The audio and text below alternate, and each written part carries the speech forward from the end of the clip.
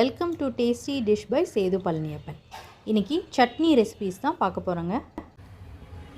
Chutney ரெசிபீஸில் first chutney எப்படி செய்கிறதுன்றதை பார்க்கலாங்க. இதுக்கு ஒரு கடாயில் எண்ணெய் விட்டுக்கோங்க. எண்ணெய் சூடானதுக்கப்புறம் இதில் 1.5 ஸ்பூன் கடலைப்பருப்பு சேர்த்துக்கிறேன்.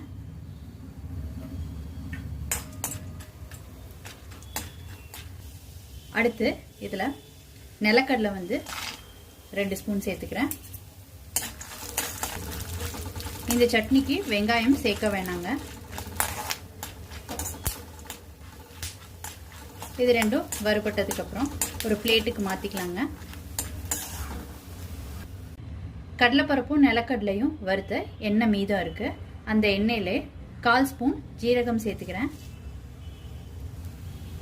ஜீரகம் பொரிஞ்சதுக்கு அப்புறம் காய்ந்த மிளகாய்